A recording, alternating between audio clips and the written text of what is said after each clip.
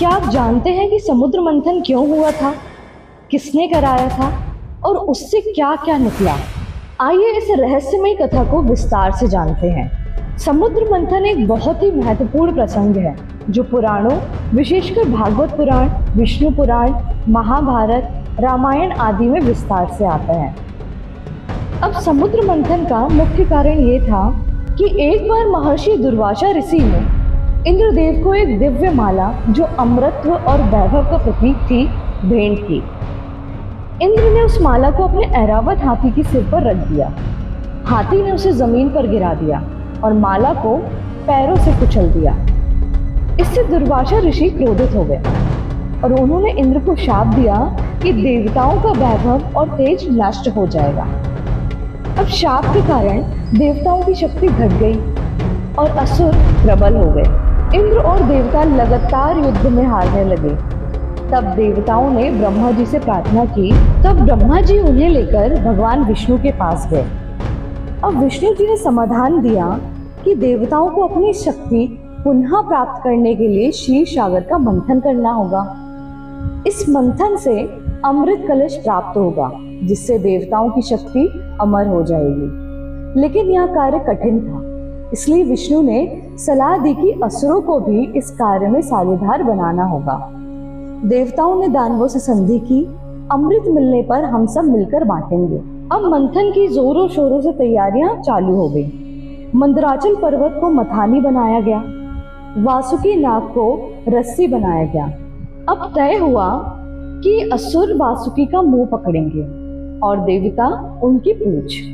जब मंथन शुरू हुआ तो पर्वत डूबने लगा और फिर भगवान विष्णु एक बार और सामने आए और उन्हें निर्णय लिया कि मैं कूर्म अवतार धारण करके समुद्र के नीचे अपनी पीठ पर पर्वत को थाम लूंगा और तुम सभी समुद्र को मथते रहना।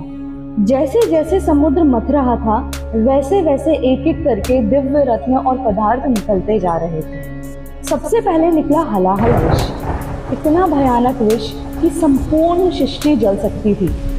भगवान शिव ने इसे पीकर संसार को बचाया। विष के प्रभाव से उनका कंठ नीला हो गया और वे नीलकंठ कहलाए। दूसरा है कामधेनु, दिव्य गाय जो सभी इच्छाएं पूरी करती थी। इसे ऋषियों को दे दिया गया। तीसरा था उच्चैश्रवा अश्व, श्वेत रंग का दिव्य घोड़ा।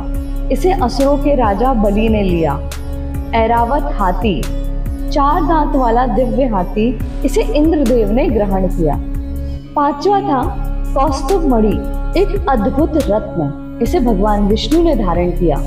छठा कल्प वृक्ष, इच्छा पूर्ति करने वाला दिव्य वृक्ष, इसे इंद्रलोक में स्थापित किया गया।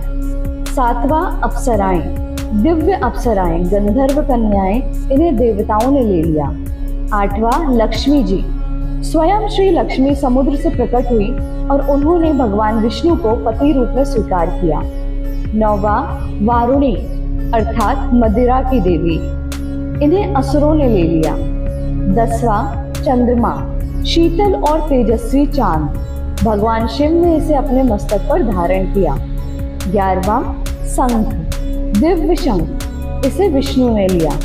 धन्वंतरी आयुर्वेदाचार्य जो अमृत कलश के साथ प्रकट हुए थे। 13वां है अमृत कलश, अमृतत्व प्रदान करने वाला अमृत, इसी को लेकर देवताओं और असुरों में संघर्ष हुआ।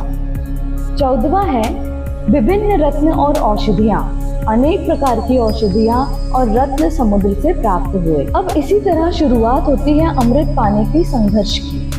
जब धन्वंतरी अमृत कलश लेकर प्रकट हुए तो असुरों ने बलपूर्वक अमृत छीन लिया। देवताओं को संकट में देखकर भगवान विष्णु ने मोहिनी रूप धारण किया। मोहिनी रूप की अद्वितीय सुंदरता देखकर असुर मोहित हो गए और अमृत बांटने का कार्य मोहिनी को सौंप दिया। मोहिनी ने चालाकी से अमृत केवल देवताओं को पिला दिया। अब असुर भी कम नहीं थे।